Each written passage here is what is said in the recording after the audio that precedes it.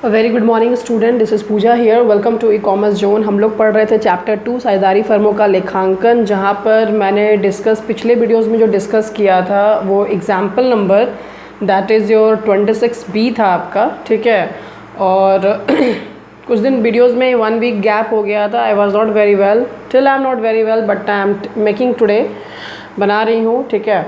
तो आप अगर फर्स्ट टाइम हमारे चैनल ई कॉमर्स जोन पर आए तो सबसे पहले मैं आपको बोलूँगी कि आप ई कॉमर्स जोन को सब्सक्राइब कर लीजिएगा और बेल आइकन को प्रेस कर दीजिएगा for the latest videos and new notification. साथ ही साथ अगर आप फर्स्ट टाइम हो तो ऑब्वियसली पिछले सारे वीडियोस आपने देखे नहीं होंगे, तो आप प्लेलिस्ट में चले जाओगे। प्लेलिस्ट में आपको सारा वीडियोस मिल जाएगा। जो ई कॉमर्स जोन का जो प्लेलिस्ट है ना, वहाँ चले जाना, ठीक है। चलो, हमारा आज का जो टॉपिक है, you can see on your screen, rent paid to a partner. साझेदार को दिया गया किराया, मतलब साझेदार को दिया गया किराया। Rent paid to a partner कहने का मतलब जो भी फर्म है आपका, ABC फर्म है सपोज, ठीक है, फर्म है, तो उसमें से जो A पार्टनर है, A ने क्या किया कि मतलब फर्म में लोन दिया। मतलब ABC जो फर्म है, मतलब जो पार्टनर्स अगर बाहर से जो लोन लेते हैं, ठीक है ना, जो पार्टनर्स जो बाहर से लोन लेते हैं, तो मान लो A ने लोन दिया, तो ऐसे टॉपिक हमने पढ़े हुए हैं as you know very well. उसी तरीके से ही रेंट में भी सेम इशू है, जो हमने लोन को लेकर डिस्कस किया था ना क्लासेस में, सेम चीज़ यहाँ रेंट में भी है कि मान लो ABC फर्म है, A का मान लो अपना कोई बिल्डिंग है, अपना खुद का उसका मकान है सपोज दैट, या उसकी अपनी कोई प्रीमाइसेस बिल्डिंग है, तो मान लो ये जो ABC फर्म है वो किसी दूसरे के यहाँ खोले, या तो किसी दूसरे की आप आस रखते हो कि कोई दूसरे से मैं मतलब हायर करूँगा, बिल्डिंग को हायर करूँगा एज अ टेनेंट, ठीक है, रेंट में लूँगा। तो जब अगर ए के पास वो चीज़ें हैं अवेलेबल, वो बिल्डिंग अवेलेबल है, वो रेंट दे सकता है, तो ए ही ने वहाँ पे क्या किया, मतलब जो ए भी पार्टनर ही है उस ABC फर्म में, तो ए यहाँ पे क्या कर रहा है, अपना जो भी प्रीमाइसेस है उसको दे रहा है। तो जो ए को यहाँ पे क्या मिलेगा, रेंट मिलेगा, है ना। तो रेंट देखो, भले ही पार्टनर्स रेंट दे रहे हैं, चाहे पार्टनर लोन दे रहे हैं, तो इस पे जो खर्चा आता है, फर्म का जो खर्चा बेसिकली आता है, वो खर्चा PL एप्रोप्रिएशन में आप नहीं दिखाइएगा। उसको कहाँ को दिखाना है, प्रॉफिट एंड लॉस अकाउंट में दिखाना है, क्योंकि ये खर्चा इनडायरेक्ट एक्सपेंडिचर है और उसको आप प्रॉफिट एंड लॉस अकाउंट में डेबिट साइड में दिखाओगे।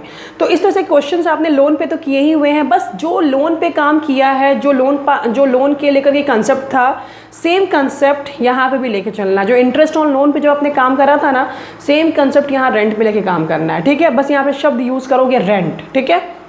साझेदार को ऋण पर ब्याज की तरह, देखो लिखा ही हुआ है यहाँ पे, साझेदार को उनके भवन या परिसर, उनकी बिल्डिंग या प्रीमाइसेस का फर्म द्वारा प्रयोग किए जाने के लिए चुकाया जाना वाला किराया लाभ पर प्रभाव में कि चार्ज अगेंस्ट प्रॉफिट होता है, ठीक है।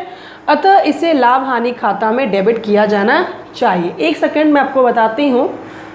चलो देखोगे आप यहाँ पे, मैं इसको यहाँ पे थोड़ा हाइलाइटर लगा देती हूँ कि साझेदार के ऋण पर ब्याज की तरह साझेदार को उनके भवन परिसर या बिल्डिंग प्रीमाइसेस को का फर्म द्वारा प्रयोग किया, फर्म द्वारा क्या किया जा रहा है, प्रयोग किए जाने के लिए चुकाया जाने वाला जो किराया होता है वो क्या होता है, चार्ज अगेंस्ट प्रॉफिट होता है, ठीक है। ये चीज़ क्लियर है, चार्ज अगेंस्ट प्रॉफिट होता है।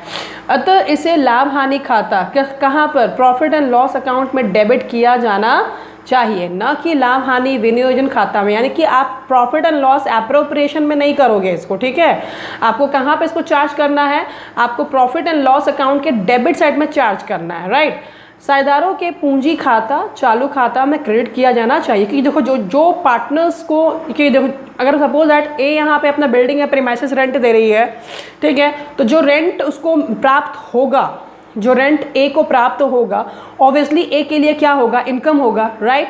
तो ए के लिए जब इनकम होगा वो रेंट, तो वो अपने एज पर जो कैपिटल का सिचुएशन रहेगा, कैपिटल मान लो फ्लैक्चुएटिंग है कि कैपिटल आपका फिक्स्ड है, अगर फिक्स्ड कैपिटल रहेगा तो उस ए के करंट अकाउंट में तुमको क्रेडिट करना है। जैसा कि आप जानते हैं, इनकम जब भी बढ़ता है तो हम क्या करते हैं, क्रेडिट करते हैं। अगर फ्लैक्चुएटिंग रहेगा तो फिर कैपिटल अकाउंट में क्रेडिट करोगे, ठीक है, कोई दिक्कत नहीं। अब आते हैं क्वेश्चन पर डायरेक्टली। इलस्ट्रेशन 20 में आप देख सकते हो एग्जाम्पल क्या है, rent to a partner, right. Question क्या बोलता है, P एवं Q एक फर्म में साझेदार है जो लाभ हानि को 3:2 के अनुपात में क्या करते हैं, बांटते हैं। 3:2, ध्यान देना क्वेश्चन पर। और 1,50,000 और 1 लाख का अंशदान करते हैं, कि कैपिटल इनकी कितनी है, 1.5 लाख और 1 लाख है। फर्म उस भवन में कार्य करता है, फर्म उस भवन में कार्य करता है जिसका स्वामी कौन है, पी है, ठीक है ना, स्वामी कौन है, पी है। फर्म द्वारा मालिक दे किराया कितना है, 5000। कितना रुपया पी को मिलेगा, रेंट 5000। वर्ष 2017 के लिए निम्नलिखित दशा में लाभ हानि का विभाजन दिखाना है आपको। P and Q are partners in the firm sharing profits and loss in the ratio of 3:2 contributing 1.5 lakh and 1 lakh respectively. Firm is working in the premises owned by P.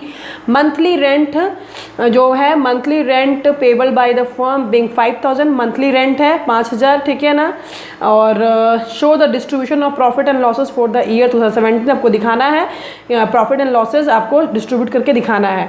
यदि भवन का किराया काटने के पूर्व लाभ 1 लाख है, यानी कि if the profit before charging, word पे ध्यान देना, before charging rent of premises are 1 lakh. कितना है, 1 लाख। कहने का मतलब है कि आपने इस रेंट के पैसे को चार्ज नहीं किया, आपने इस रेंट के पैसे यानी कि 5000 गुना अगर हम 12 से करेंगे, बिकॉज 5000 तो महीना का हो रहा है, तो पूरे साल का कितना होगा, 5000 गुना 12 कितना होगा, पूरे साल का 60,000 होगा। कितना होगा, 60,000। तो आपको ये बोलता है कि यदि भवन का किराया काटने के पूर्व, आपने काटा ही नहीं, उसके पूर्व आपने लाभ निकाल दिया, 1 लाख आपने लाभ निकाल दिया। If the profits before charging rent of premises are 1 lakh, मतलब रेंट को आपने चार्ज नहीं किया और आपने प्रॉफिट बोला कि मेरा प्रॉफिट कितना है, 1 लाख, जबकि इसको रेंट को चार्ज करना था, है ना। तो डायरेक्टली आप इस क्वेश्चन को आप इस तरह से profit and loss appropriation account में सॉल्व नहीं कर सकते हो, गलत हो जाएगा। उसके लिए सबसे पहले आपको क्या बनाना होगा, खाता, profit and loss account for the year ended 31 दिसंबर 2017, ठीक है।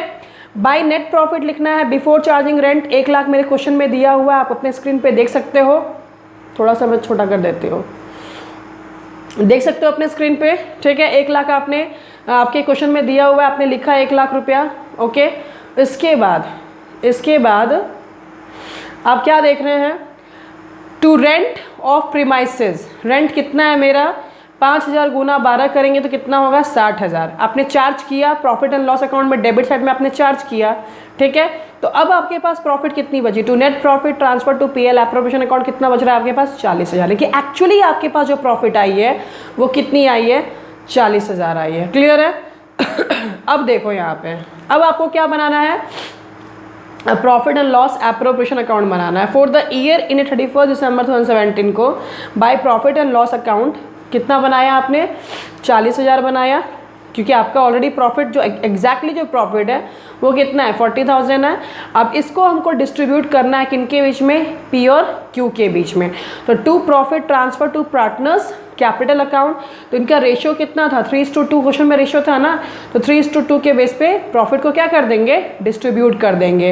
यानी कि 40,000 का 3/5 करोगे, 40,000 का 2/5 करोगे, है ना, कितना हो जाएगा, 40,000, 24,000 पी का और 16,000 कितना क्यू का, तो कितना हो गया, 40,000। फाइनली आपका आंसर कितना हो गया, डेबिट एंड क्रेडिट आप टोटलिंग कर दीजिए 40,000, मानी कि फाइनली जो आपका आंसर है वो पी के खाते में जो प्रॉफिट गई है वो 24,000 गई है और क्यू के खाते में 16,000 गई है, ठीक है।